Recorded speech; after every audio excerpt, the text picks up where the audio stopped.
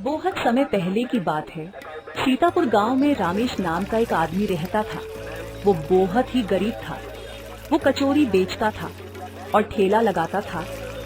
रामेश के ठेले के पास ही सोहन की मिठाई की दुकान थी। तो एक दिन अरे इस रामेश कमबख्त ने तो मेरी दुकान का बेड़ा गर्क कर दिया। इसका तो कुछ ना कुछ करना ही पड़ेगा। अरे रामेश बाबू, एक प्लेट कचौरी देना। रामेश के ठेले पर तो ग्राहकों की भीड़ लगी रहती थी। अरे वाह, तुम्हारी कचौरी की तो बात ही कुछ और है बाबू, बहुत बढ़िया। सुनो जी, आजकल आप बहुत परेशान दिखाई देते हो। क्या बात हो गई है जी? अरे मेरे साथ जो रामेश ठेला लगाता है वो कचौरी वाला, उसकी कचौरी में पता नहीं कि ऐसी क्या बात है कि ग्राहक उसके पास ही आते हैं, हमारी दुकान में नहीं आते। जबकि उसके ठेले पर तो अकेली कचौरी ही है। हमारी दुकान में मिठाई है, समोसे हैं और ब्रेड पकौड़ा है। उसकी तरफ तो कोई भी देखता ही नहीं। सुनो जी, मैं आपको एक सलाह देती हूँ। आप भी मुकाबले में कचौरी बनाने लग जाओ और दाम ठेले वाले से आधा रखना। फिर देखना वो कैसे भागता है। बात तो तुम्हारी ठीक है, कल से यही काम करता हूँ। सोहन कचौरी की तैयारी कर लेता है और दूसरे दिन मिठाई के साथ दुकान में कचौरी भी लगा लेता है। आ जाओ, कचौरी खा करके देखो। 10 रुपए प्लेट, 10 रुपए प्लेट। आओ भाई साहब, दुकान में बैठो, सस्ती और बढ़िया कचौरी खाओ। सोहन के कहने से ग्राहक सोहन की ओर आ गए और रामेश के ठेले के ग्राहक भी सोहन अपनी तरफ ले गया। कुछ दिन ऐसे ही चलता रहा। सभी ग्राहक सोहन की दुकान में जाने लगे क्योंकि वहाँ अंदर बैठने की जगह थी। हे भगवान, ये क्या हो गया? वो मेरे सभी ग्राहक ले गया। मेरा तो बहुत नुकसान हो रहा है। रामेश अभी सोच ही रहा था तो एक सेठ आकर के कहता है कि क्या रामेश कचौरी वाले का ठेला यही है? जी हाँ, यही है। कल मेरे बेटे का जन्मदिन है तो मुझे 500 कचौरी चाहिए। आपकी कचौरी के चर्चे आसपास के सभी गांव में हैं, इसीलिए मैंने सोचा कि आपको ही ऑर्डर दूं। जी सेठ जी, मैं बना दूंगा। ठीक है, मैं कल इसी समय तुम्हारी कचौरी लेने आऊंगा बाबू। इतना बोलकर के सेठ चला जाता है। सोहन अपनी दुकान पर खड़ा ये सब बातें सुन रहा था। वो भी अपने नौकर को 500 कचौरी बनाने को कहता है। 500 कचौरी साहब, इतनी क्या करनी है? इतनी कचौरियों का अचार डालना है क्या? तुझे जितना बोला है उतना काम करो, ज्यादा अपनी टांग मत अड़ाओ। रामेश शाम को अपने घर चला जाता है और 500 कचौरी बनाने की तैयारी में लग जाता है। उधर सोहन को चैन कहाँ था और ना ही उसे नींद आ रही थी। उसके दिमाग में तो प्लान ही चल रहे थे कि ऐसा क्या किया जाए कि सांप भी मर जाए और लाठी भी ना टूटे। इतने में बादल गरजने लगे और बारिश होने लगी। हे प्रभु, आज तुमने मेरी सुन ली। आज मैं अपना काम करूंगा। तभी सोहन बारिश में ही जाकर के रामेश के ठेले की छत को तोड़ देता है और अपने घर वापस आ जाता है। दूसरी सुबह भी बारिश हो रही थी। जब रामेश जाकर के अपना ठेला देखता है तो हे भगवान, ये क्या हो गया? अब मैं 500 कचौरी कैसे बनाऊं? बारिश ने तो मेरे ठेले की छत ही तोड़ दी। रामेश बैठ करके अपनी किस्मत को कोसने लगा और उधर सोहन खुश था कि आज सेठ को मैं अपनी वाली कचौरी बेच दूंगा। सोहन ने 500 कचौरी तैयार करवा ली थी। अरे शाम हो गई, सेठ तो अभी तक आया ही नहीं। क्या हुआ उसे? मैंने तो 500 कचौरी बना रखी है। अगर ना आया तो मैं इतनी 500 कचौरी का क्या करूंगा? रात हो गई पर सेठ नहीं आया।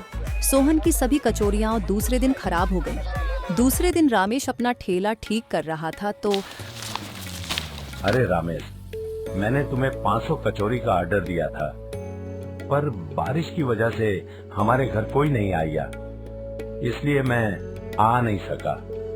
पर मैंने तुझे 500 कचौरी का ऑर्डर दिया था। ये लो, उसके पैसे मैं तुम्हारा नुकसान नहीं होने दूंगा। तुमने तो मेहनत की है ना? जी साहब, पर बस और कुछ नहीं। मेरी वजह से किसी का नुकसान नहीं होना चाहिए और मैं तुझे और भी काम दिलवा दूंगा।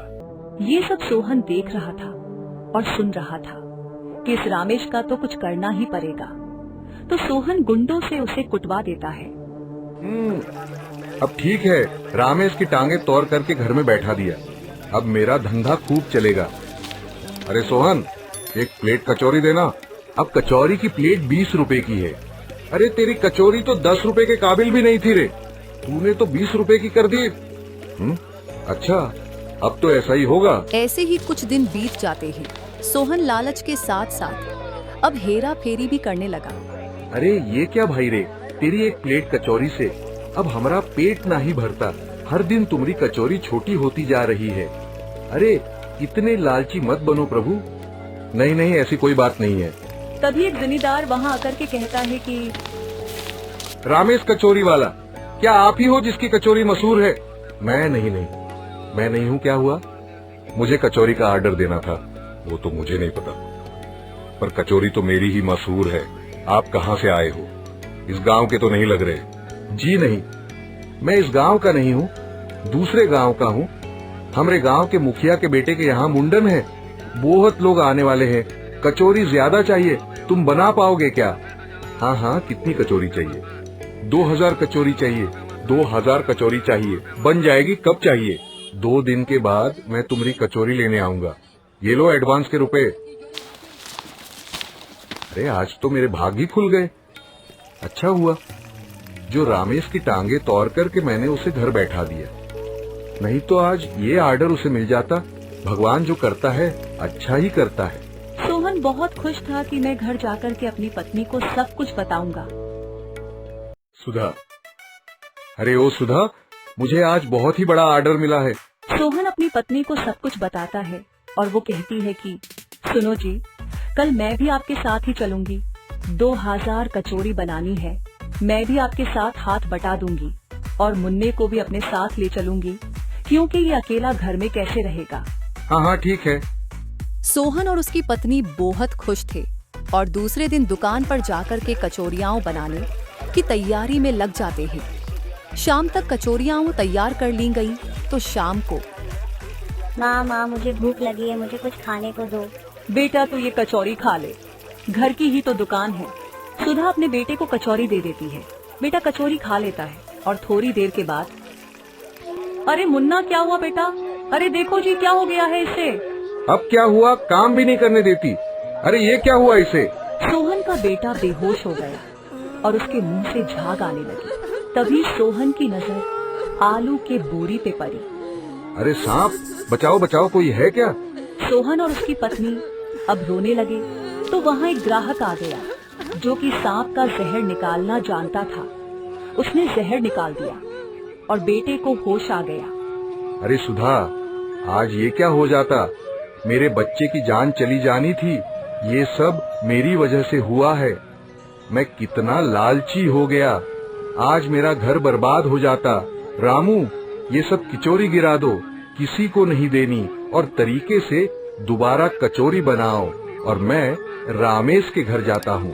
सोहन उसी समय जाकर के रामेश से माफी मांगता है और उसको ठेला लगाने को बोलता है।